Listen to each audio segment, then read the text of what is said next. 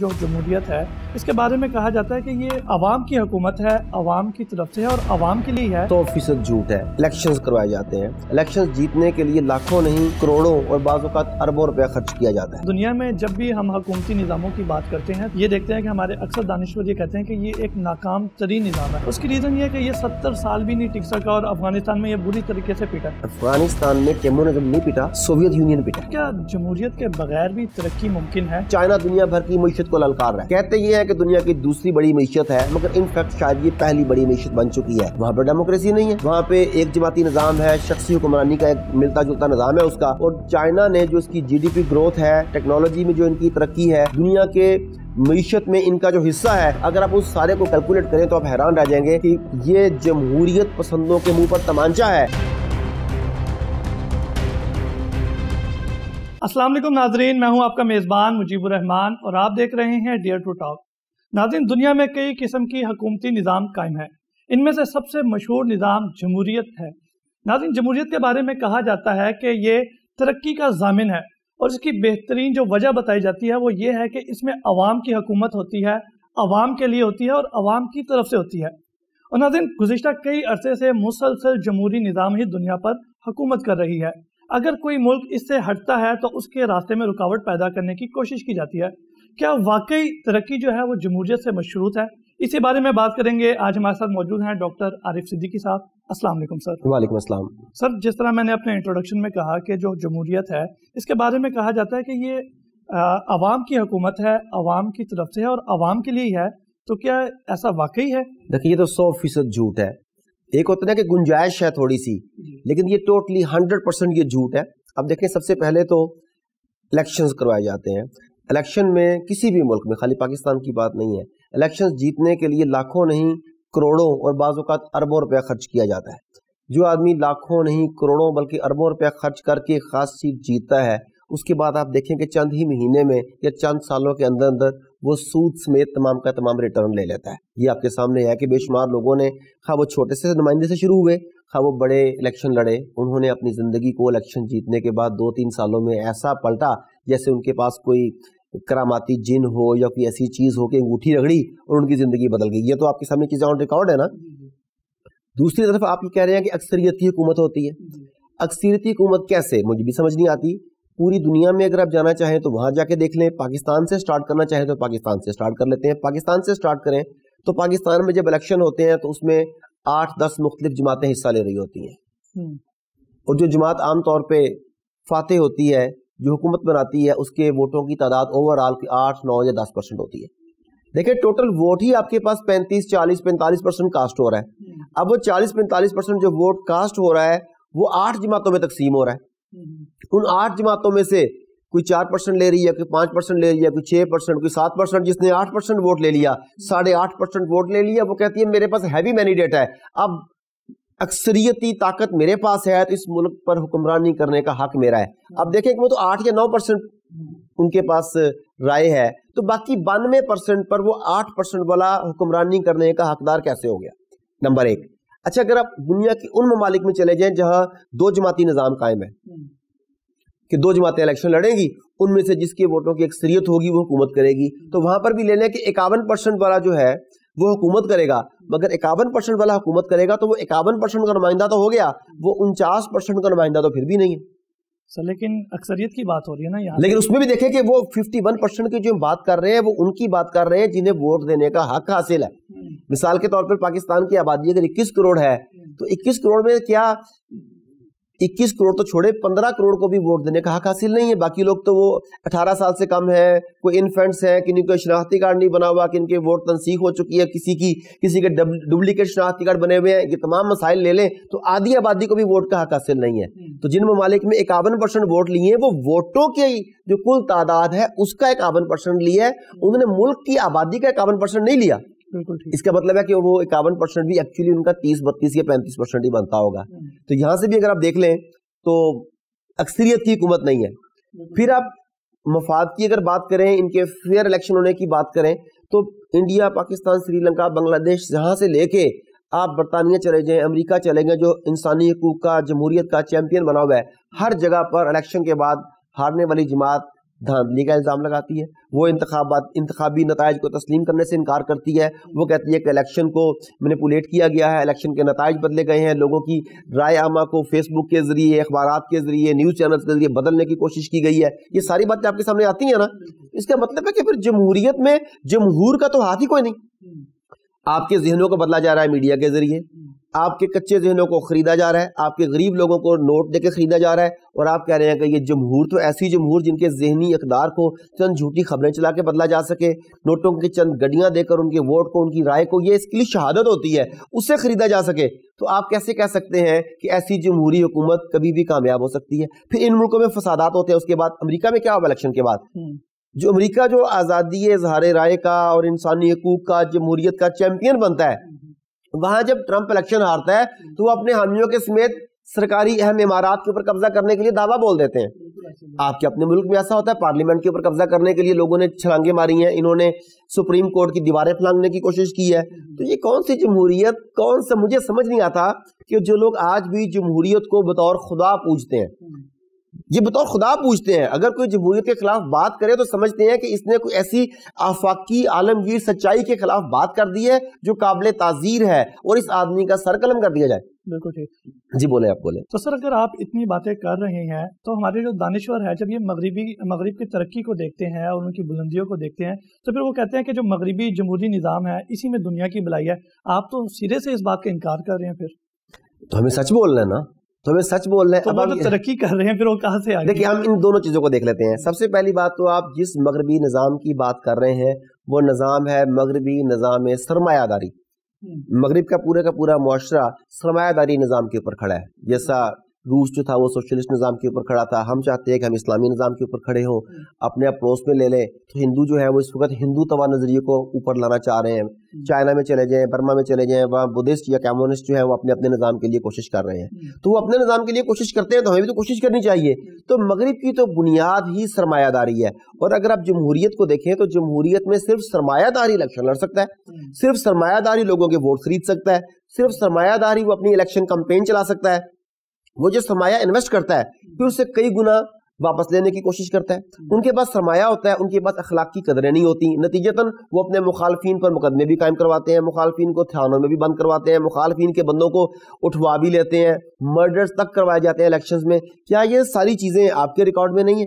سر لیکن دنیا میں بہت سارے ایسے حکمران بھی آئے کہ جو سرمایہ دار نہیں تھے، اور ابھی بھی شاید جس کی کئی ساری اگزامپلس موجود ہیں. مثلاً کہ مودی کے بارے میں مشہور ہے چائے بیچنے والا تھا، اوباما کے بارے میں مشہور ہے کہ ایک ہے کہ مشہور ہے کہ وہ چائے بیچنے والا تھا. تو پاکستان کا ایک پریزیڈنٹ بھی جو تھا وہ میٹر ریڈر تھا. اس نے اپنے کسی ٹائم میں کیریئر میں چند ہفتے کے لیے، چند مہینے کے لیے، چند سالوں کے لیے کام کی. مودی نے بھی ایسا کام کیا، باراک اوباما نے جب تعلیم حاصل کر رہا تھا. امریکہ کا تو یہ معاملہ ہے کہ امریکہ کی 90% آبادی جو ہے اپنے ایجوکیشن کے ٹائم میں یا تو انہوں نے اخبار بیچے ہوتے ہیں اپنا خرچہ چلانے کے لیے، یا انہوں نے آج کل کے حساب سے دیکھا جائے تو میکڈونلڈز وغیرہ میں کام کیا ہوتا ہے تاکہ اپنا خرچ خود اٹھا سکیں. وہ امیر لوگ بھی کام کرتے ہیں تاکہ انہیں کام کرنے کی عادت ہو جائے، وہ خاص ایک سانچے میں ڈھل جائیں. دیکھا تو یہ جائے گا کہ جب اس نے الیکشن لڑا، جب مودی نے الیکشن لڑا تو کیا اس نے چائے کے سٹال سے پیسے کمانے والے جو ایک آدمی ہوتا ہے اتنے اثاثوں سے الیکشن لڑا، یا اس نے اربوں روپیہ لگایا اور اس کے پیچھے باقاعدہ انویسٹرز تھے کہ یہ آدمی آگے آ کے ہمارے مفادات کا تحفظ کرے گا. امریکہ کی اپنے بات کی، اوباما کی بات کی، بے شک آپ کسی اور کا بھی نام لے لیں، وہ تمام کے تمام الیکشن سے پہلے باقاعدہ فنڈ ریزنگ کی کمپین چلاتے ہیں. مطلب آپ یہ کہنا چاہ رہے ہیں کہ اگر ایک بندے کے پاس سرمایہ نہیں ہے لیکن اس کے پیچھے انویسٹر ضرور ہوتے ہیں، وہ بھی سرمایہ ہی ہے نا، اس کے پیچھے بھی سرمایہ ہی ہے نا. اگر آپ کے پاس سرمایہ نہیں ہے تو آپ کے پیچھے سرمایہ دار موجود ہے جو آپ سے سودا کرتا ہے کہ ہم تمہیں آگے لے کے آئیں گے، تم ہمارے ملازم ہو گے. کہنے کو تم اس سلطنت کے وزیر اعظم یا حکمران یا صدر ہو گئے، مگر ایکچولی تم ہمارے امپلائی ہو گے، ہم تمہیں جو کہیں گے تم وہ کرو گے. پھر ایک اور چیز دیکھیں کہ ہم سرمایہ دارانہ نظام کی بات کر رہے ہیں، وہ اپنے سرمایہ کو بچانے کے لیے اس بندے کو سامنے لائیں گے جو ان کے سرمایہ کی حفاظت کر سکے. ایسا ہی ہوگا نا. اب زیادہ تر سرمایہ مغربی ممالک میں جو کمایا جاتا ہے وہ آپ کو پتا ہے کہ جیسے انہوں نے انڈیا سے پیسہ لوٹا، پاکستان سے پیسہ لوٹا، یہ سب آپ کے سامنے ریکارڈ. 2 نمبر طریقہ جو ہے، اب 2 نمبر طریقے سے پیسہ کمانے والے 2 نمبر لوگ کن لوگوں کو سامنے لے کے آئیں گے؟ اپنی طرح کے 2 نمبر لوگوں کو سامنے لے کے آئیں گے. پھر اب جمہوریت میں حق رائے دہی کو دیکھ لیں. اسلام میں صاحب الرائے ہونا کسی معاملے میں رائے دینے کے لیے امپورٹنٹ ہے. شہادت دینے کے لیے اس آدمی کا صادق امین ہونا ضروری ہے. جبکہ آپ جمہوریت میں دیکھ لیں چور ہے, ڈاکو ہے, ریپسٹ ہے, کچھ بھی ہے وہ, اس کا ووٹ کسی پارسا, متقی, عالم دین, ولی اللہ, اس کا ووٹ اس کے برابر ہے. تو آپ ہمارے معاشرے میں لے لیں گے, پوری دنیا میں لے لیں, لوگوں کی اکثریت اچھے لوگوں کی ہے یا لوگوں کی اکثریت کم فہم اور درمیانہ یا بلو ایوریج لوگوں کی ہے؟ تو جو ہے وہی آگے آئیں گے. جب وہ لوگ آگے آئیں گے تو دنیا کا نظام اسی نہج پر چلا جائے گا جس طرف اس وقت جا چکا ہے. بالکل ٹھیک. اس کا مطلب یہ ہے کہ پوری دنیا میں جہاں جہاں جمہوریت قائم ہے اور وہاں پہ جو حکمران ہے یا جو ذمہ داران ہیں بڑے لیول کے, مطلب کہ وہ سارے پھر سرمایہ دار ہیں, امیر کبیر لوگ ہیں. تو اس کا مطلب تو یہ ہوا کہ جو جمہوریت ہے وہ ایک منافع بخش کاروبار ہوا. ایگزیکٹلی, یہ تو میں نے بالکل آپ کے پہلے سوال کے جواب میں یہ بتایا تھا کہ جتنے بھی کینڈیڈیٹس ہیں جب وہ الیکشن جیتتے ہیں تو الیکشن جیتنے سے پہلے اور الیکشن جیتنے کے بعد ان کے اب حالات کا اندازہ لگائیں تو آپ کو اندازہ ہوگا کہ ان میں اتنی کراماتی جادوئی قسم کی تبدیلی آئی ہے جو آدمی سوچ بھی نہیں سکتا. چند مہینوں یا چند سالوں کے اندر وہ اتنا زیادہ سرمایہ اکٹھا کر لیتے ہیں کہ کمال ہو جاتا ہے. بالکل. تو ڈاکٹر صاحب کیا جمہوریت کے بغیر بھی ترقی ممکن ہے؟ اگر ہے تو آج کی دنیا میں کوئی ایسی اگزامپل موجود ہے جہاں پہ جمہوریت نہ ہو اور وہ ترقی کر رہے ہو؟ دیکھیں, سب سے پہلے ہم آج کے ماڈل سے سٹارٹ کر لیتے ہیں. آج دنیا میں ترقی کا ماڈل آپ کی مالیات کو دیکھا جاتا ہے کہ معاشی طور پر یہ کتنے مضبوط ہے. آج تو یہ ماڈل سمجھا جاتا ہے کہ جس کے پاس زیادہ پیسے ہیں, جو اتنا سٹیبل ہے, اس کی بات کرتے ہیں.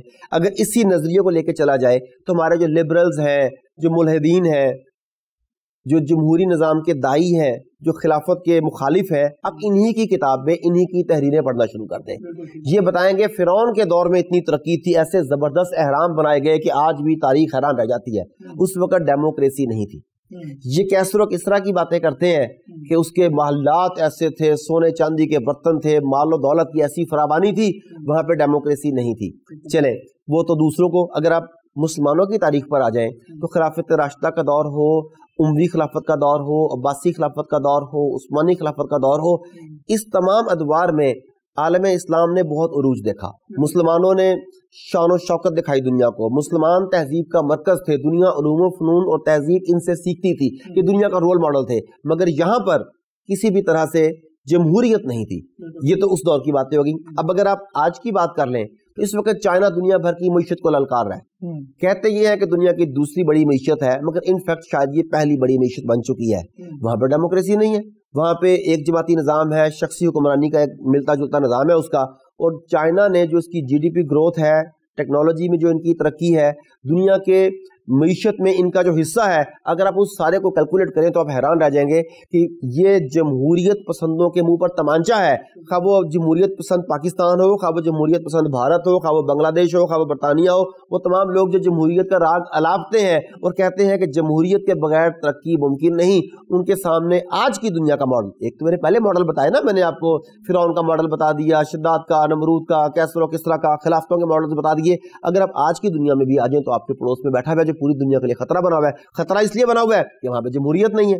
چائنا کے علاوہ کیا مسلم ممالک میں, چونکہ جو مسلمان ممالک ہے وہ اسلام کا ایک تصور لے کے چلتے ہیں, تو کوئی مسلم ممالک ایسا ہے جہاں پہ جمہوریت نہ ہو اور وہ ترقی بھی کر رہا ہو؟ دیکھیں, جیسا میں نے کہا کہ موجودہ دور میں ترقی کو مالی وسائل سے ماپا جاتا ہے, اور ایکچولی جو آپ اسلامی نظام حکومت کی یا اسلامی ممالک کی بات کر رہے ہیں تو وہاں پر ہونا تو چاہیے تھا کہ خلافت ہو, اللہ کا نظام, اللہ کا قانون اللہ کے بندوں کے ذریعے اللہ کی زمین پر نافذ ہو. تو وہ تو اس وقت فی الحال نہیں ہے. لیکن اگر آپ یہ دیکھیں کہ وہ ممالک جمہوریت نہیں ہے, ہم تو جمہوریت کی بات کر رہے ہیں نا, تو آپ کے سامنے بیشتر عرب ممالک اس کی واضح دلیل ہے کہ وہاں پہ جمہوریت نہیں ہے, وہاں پہ بادشاہت ہے, وہاں پہ شخصی حکومت ہے, اور ان کے پاس جو تیل کی دولت ہے اس سے وہ مالا مال ہے. ان کے عوام دیکھ لیں, ان کی لائف سٹائل دیکھیں کتنا لگزیریس ہے.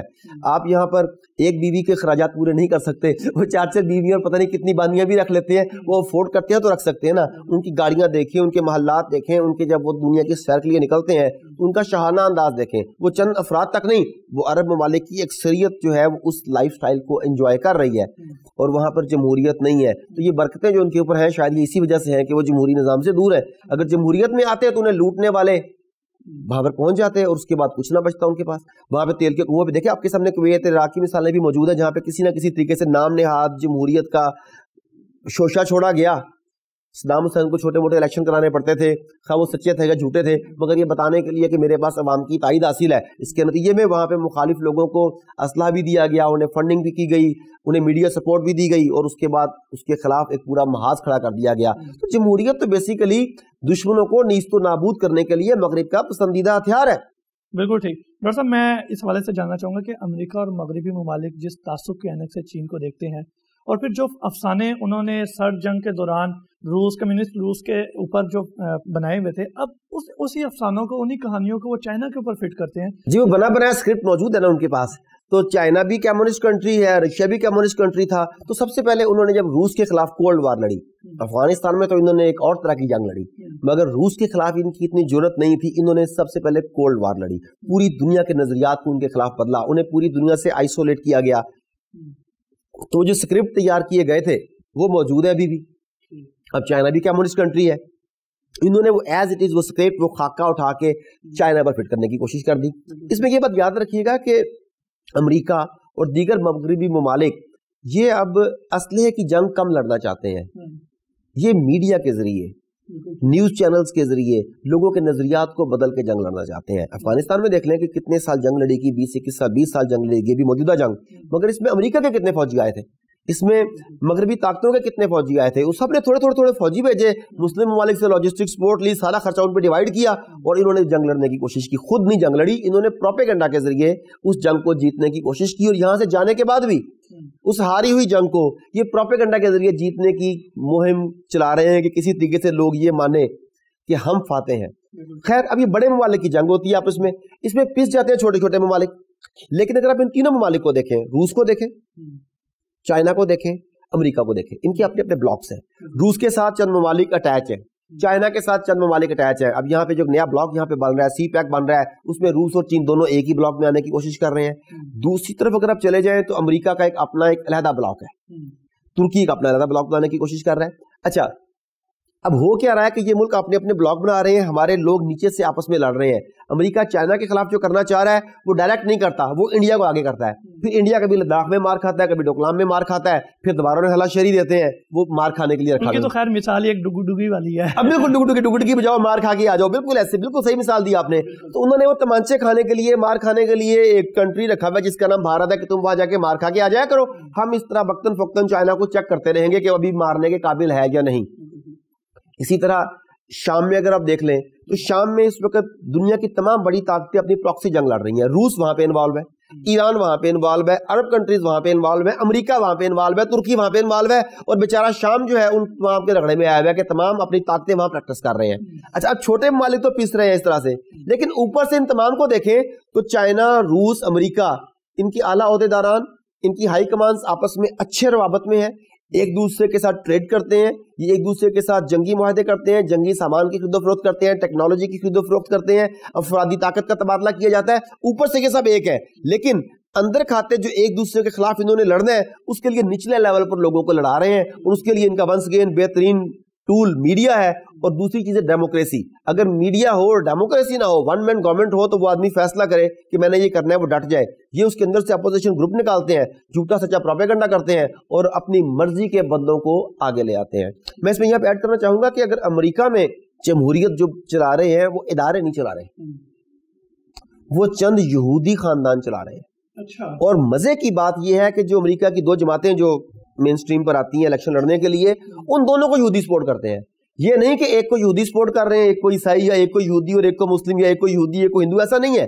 दोनों जमातों के फंड देने वाले बंदे यहूदी हैं, जायंस हैं। इन्होंने यानी कि जमहूरियत से चंगेज खान वाला काम लिया हुआ है। उससे भी ज्यादा खतरनाक, चंगेज खान ने कितने बंदे मारे थे, इन्होंने जमहूरियत के जरिए उससे ज्यादा बंदे मार दिए हैं।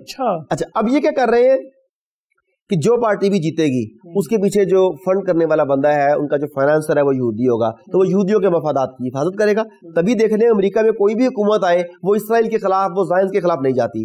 तो एक तो ये है कि ये लोग अमेरिका में जमहूरियत को यहूदी खानदान कंट्रोल कर रहे हैं, उसके बाद उन्हीं के सरमाए के जरिए अमेरिकी इन्फ्लुएंस को इस्तेमाल करते हुए बाकी दुनिया में जमहूरियत को फरोग दिया जाता है, और उनके एजेंट्स, पपेट्स हमारे मुल्कों में बैठाए जाते हैं, जो कहने को हमारे नेशनलिटी होल्डर होते हैं, उनके डोमिसाइल हमारे होते हैं, जुबान हमारी होती है, शक्ल सूरत हमारी होती है, मगर वो दिल से उनके होते हैं, उनके मफादात के लिए काम करते हैं।